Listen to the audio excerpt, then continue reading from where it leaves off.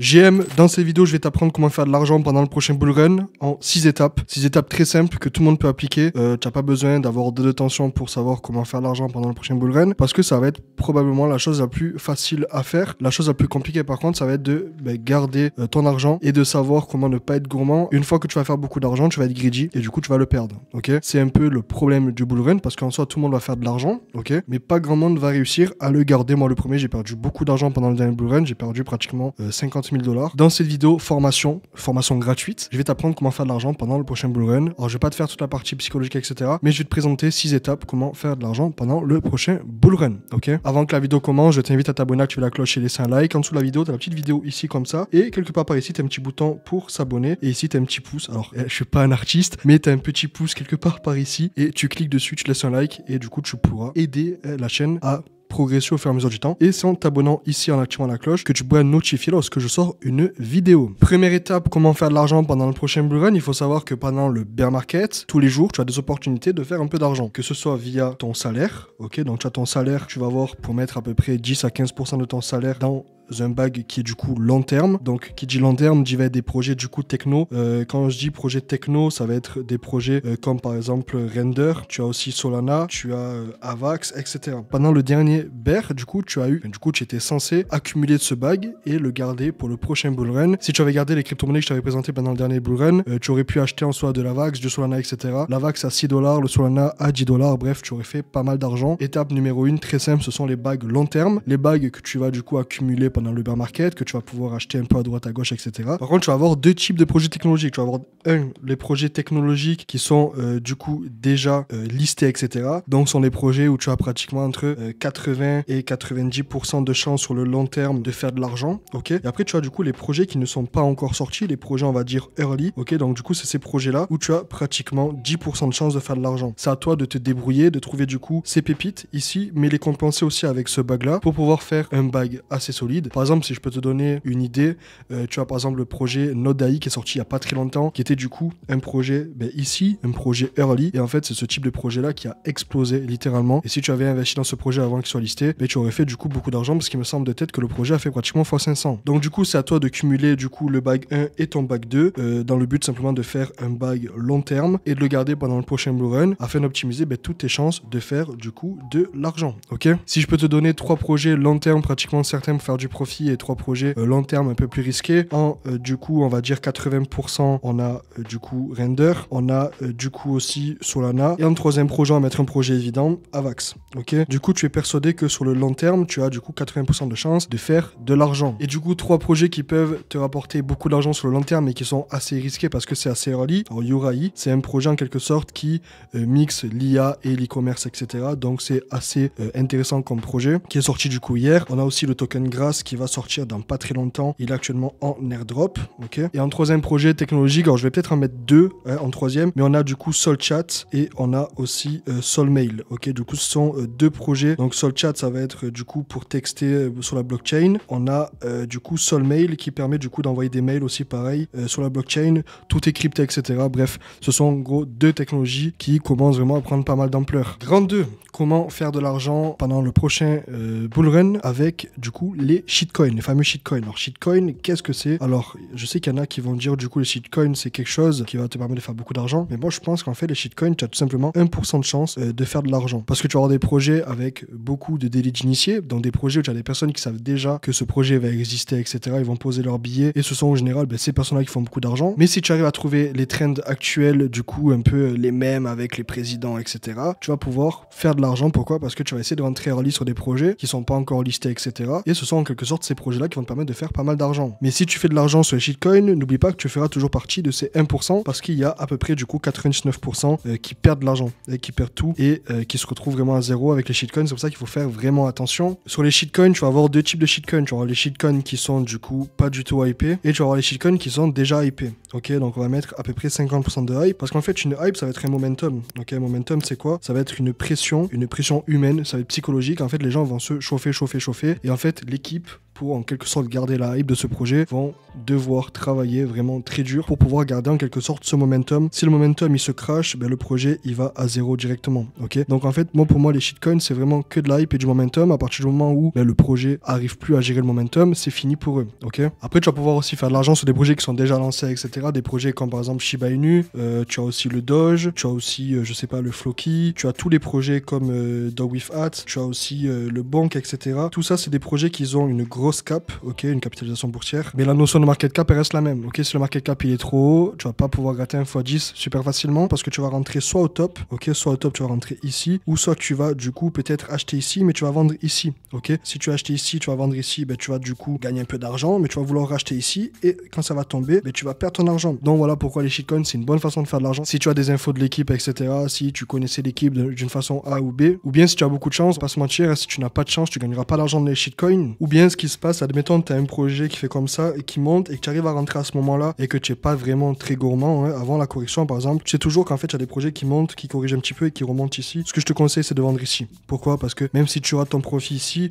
au moins entre ici et ici, tu as dit à ton cerveau c'est bon, je vends, je prends mon profit et je pars. Et il vaut mieux vendre ici avant d'attendre que ça se casse la gueule parce qu'à partir du moment où c'est à top, crois-moi que ça va descendre très très vite. Ok, c'est simplement de ne pas rater la hype, ok, de faire partie de l'équipe, donc on va appeler ça team, ou tout simplement d'avoir beaucoup de chance. Ok, si je peux te donner 5 mêmes coins où tu es pratiquement sûr de faire l'argent sur le long terme, je dirais le Bonk parce qu'il y a une communauté sur Solana. Tu as aussi le Dog with Hat. Pourquoi? Parce que c'est aussi sur Solana. Tu as le Doge. Le Doge, pourquoi? Parce que c'est le Doge, il n'y a même plus besoin de le présenter maintenant. On a aussi le PP. PP, pourquoi? Parce qu'il y a toujours un peu de hype. Et pourquoi pas le Shiba Inu? Alors Shiba Inu, parce que bon, il a top, etc. Il y a eu pas mal de fêtes, etc. Mais pendant le prochain bull, on aura toujours beaucoup de personnes qui vont tout simplement venir acheter du Shiba Inu et faire leur argent. Ok, ça reste la psychologie. Ils vont avoir un projet qui explose en 2021, ils vont rentrer dedans, ils vont essayer de gratter un petit peu profit, ils vont gratter 20 ou 30%, ils vont partir. Et ceux qui ne savent vraiment pas ce qu'ils font, ils vont perdre littéralement leur argent. Donc soit tu arrives à rentrer dans le projet, tu grattes 10% et tu vas réussir à faire un peu d'argent, ou soit tu vas être trop gourmand et tu vas perdre ton argent. Donc voilà les 3 points principaux pour vraiment faire de l'argent en shitcoin, c'est early, ok, ne pas être gourmand et garder un œil sur le momentum. Lorsque tu as un œil sur le momentum, quand tu vois que la hype elle baisse, que le volume il baisse, etc., tu prends, tu vends et tu pars ailleurs. Ensuite on a une catégorie assez intéressante. Pourquoi? Parce qu'on va parler du coup des launchpads et des launch pools. La différence entre launchpad et launch pool, alors on va écrire pool ici et pad ici. Alors les 3 quarts du temps, les deux ça se passe sur des CEX, ok. CEX ça va être par exemple BitGet, etc. Si vous voulez vous inscrire et participer au prochain launchpad et launchpool, vous avez le lien en description et en commentaire épinglé. Vous allez avoir besoin d'un capital au début, donc ça c'est obligé, donc ça va être souvent le token natif de la plateforme et du coup ça va être limité, ok, limité sur une période T, ok, donc ça peut être une semaine, ça peut être un jour, ça peut être un mois, etc. Sauf que les launchpads en fait c'est souvent le signe de listing, ok, donc on va avoir un listing par exemple,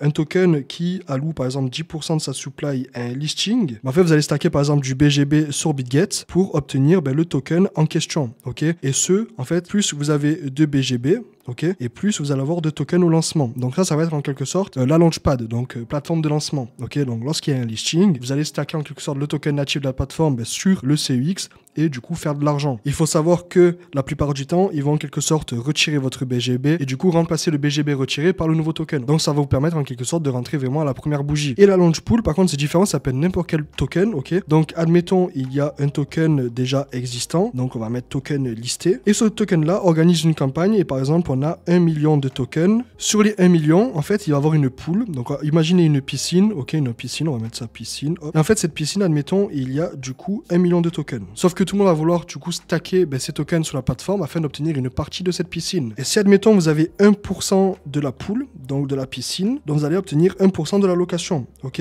Donc bien évidemment je vulgarise beaucoup, hein, mais en quelque sorte, si la limite est de 1 million et que vous avez du coup 1000 tokens, vous allez avoir 0,001%, je crois, ça fait 1000. Vous allez du coup obtenir 0,001% des tokens qui sont du coup prévus pour cette pool, ok. Si admettons vous avez du coup 1% de part dans la pool, vous allez avoir 1% de l'allocation des tokens, tout simplement. Plus vous avez d'argent et plus vous allez en refaire d'ailleurs derrière, et du coup l'argent attire l'argent, c'est comme ça que ça marche dans tous les cas et partout. D'où l'intérêt de participer vraiment à toutes les launch pools, ok, parce que ça va être vraiment de l'argent gratuit, vous stackez, vous obtenez une partie derrière et c'est souvent utilisé sous forme de marketing par les plateformes pour vraiment obtenir de nouveaux utilisateurs, etc. Donc voilà, différence entre les launchpads, donc pad et pool. Pool, ça va être du coup % de la loc égale 10% de la pool, tout simplement. Et Launchpad, ça va être listing, alloc, égale vente de token. Donc admettons le token il vaut 1 USDT, donc vous allez tout simplement remplacer l'équivalent de 1 dollar USDT de votre folio pour le nouveau token qui vaudra du coup 1 dollar USDT. Et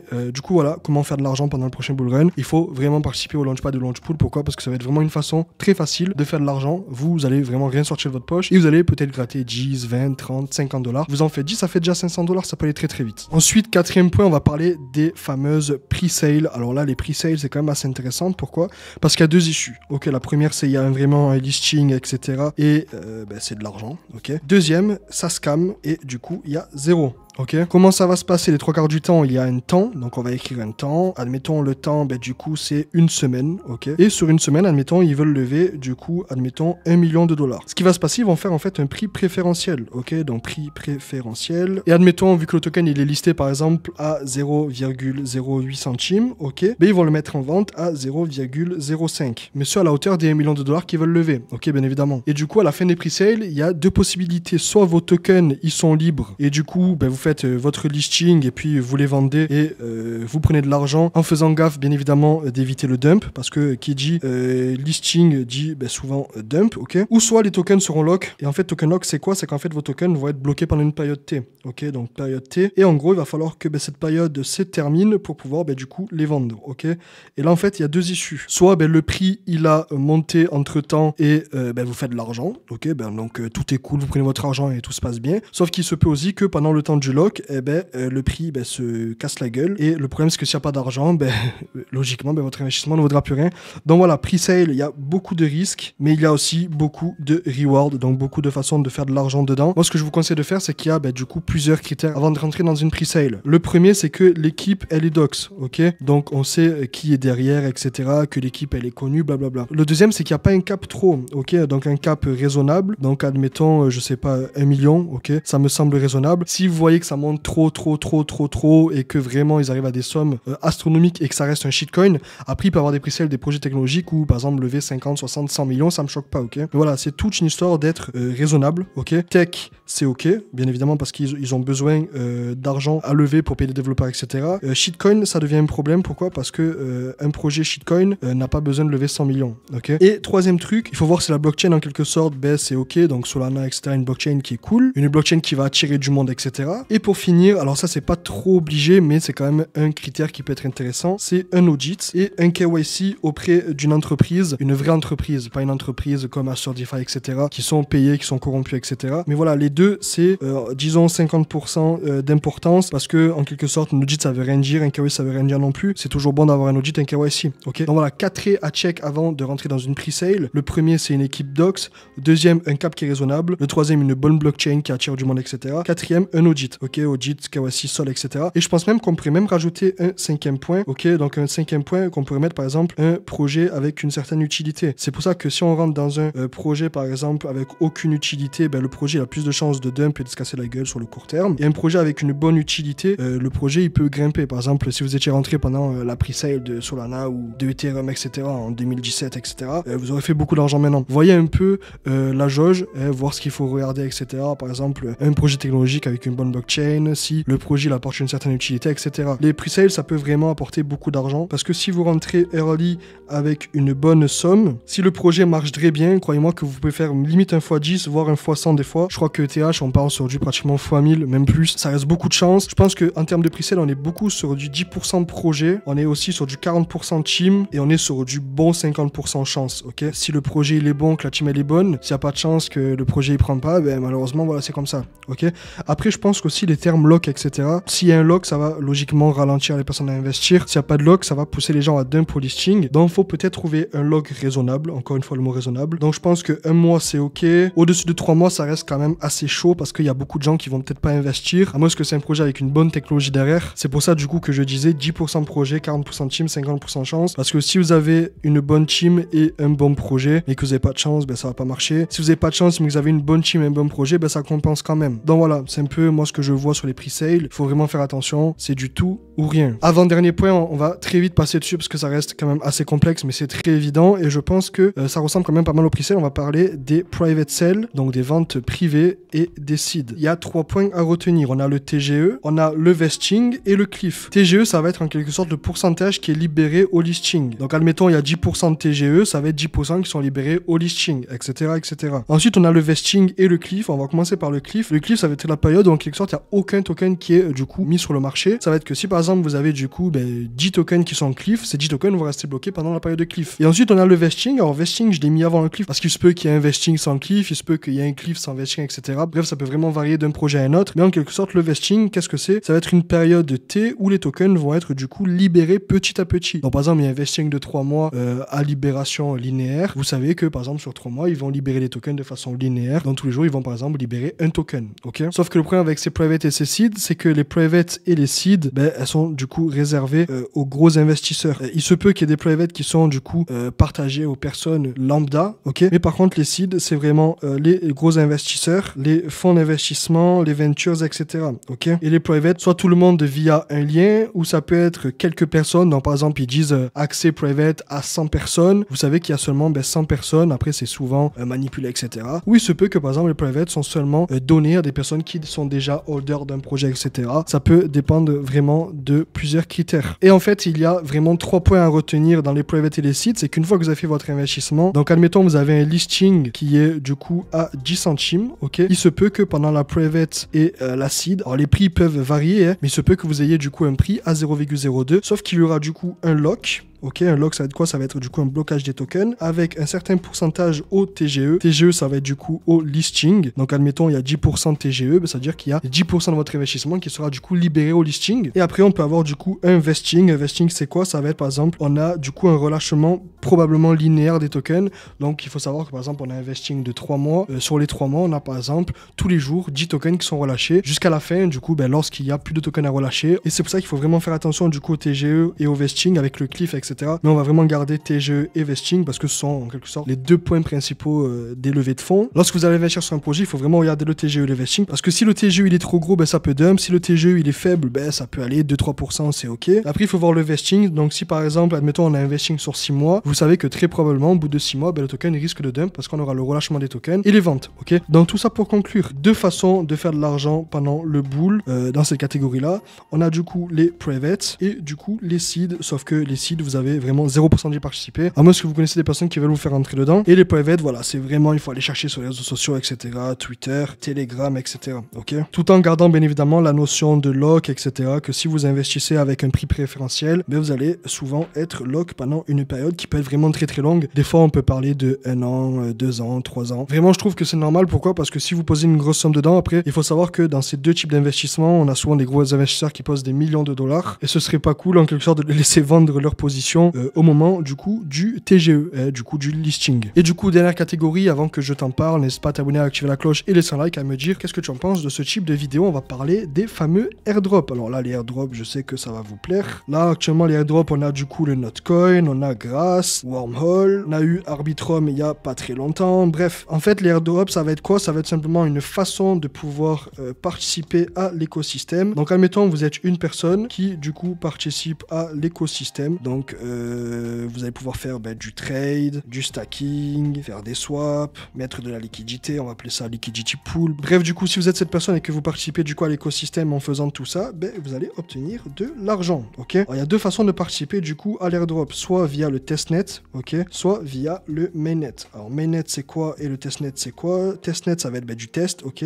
C'est pas du vrai argent et par contre ça va vous prendre beaucoup de temps. Pourquoi? Parce que en fait vous n'avez pas de participation financière à tout ça, ok. Mainnet c'est quoi? C'est du vrai argent et ça va probablement vous prendre moins de temps. Pourquoi? Parce qu'en fait vous allez avoir une participation financière et du coup vous allez du coup donner des frais au projet. Et en fait en participant au testnet et au mainnet, vous allez du coup être potentiellement éligible à un airdrop, ok? Un airdrop, c'est quoi? Ça va être en quelque sorte un gain que, en quelque sorte, le projet va vous donner en ayant participé à cet écosystème, ok? Admettons sur une supply de 100%, où on a par exemple 1 million de tokens, ben, ils vont peut-être allouer 10% au airdrop, et en fait, ben, du coup, vous allez obtenir approximativement, du coup, 100K tokens, ok? Avec toutes les personnes qui ont participé en quelque sorte à ces missions, ok? Donc, c'est souvent des millions et des millions de personnes, sauf que, admettons, vous êtes du coup 1 million de personnes, vous allez avoir un gros classement avec du coup, ben, c'est 1 million de personnes, plus la personne est haute dans le classement, et plus il va gagner de l'argent. D'où l'intérêt de beaucoup farmer cet airdrop pendant très très longtemps, parce que plus vous farmez l'airdrop,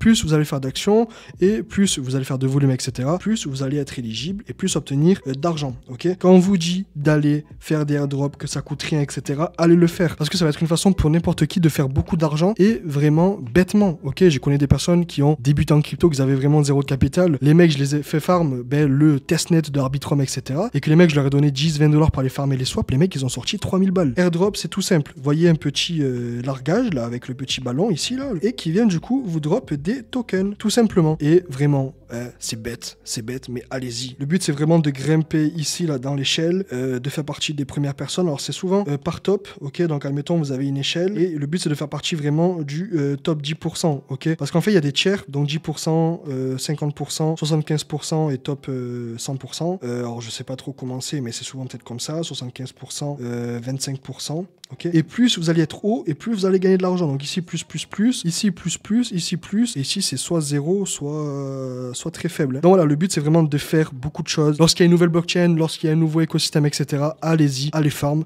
parce que pendant le prochain bullrun, il y en aura beaucoup, et il y aura du coup beaucoup de façons de faire de l'argent via les airdrops, les private sales, les shitcoins, les bagues long terme, etc. Donc voilà, j'espère que ces vidéos t'a plu. Si c'est le cas, n'hésite pas à laisser un like, à t'abonner, à activer la cloche. Cette vidéo a été vraiment longue, vraiment éprouvante à tourner. Si elle t'a plu, ben, fais-le moi savoir en commentaire. Ça change vraiment de ce que je fais d'habitude. Petite formation, comment réussir son bullrun, comment gagner beaucoup d'argent pendant le prochain bullrun. Je ne fais pas payer cette vidéo, pourquoi? Parce que le but, c'est vraiment de vous partager un peu ce que je connais. Par contre, tu peux me remercier en t'abonnant et en laissant un like. Et nous, on se retrouve très prochainement dans une prochaine vidéo. C'était Tony, à plus.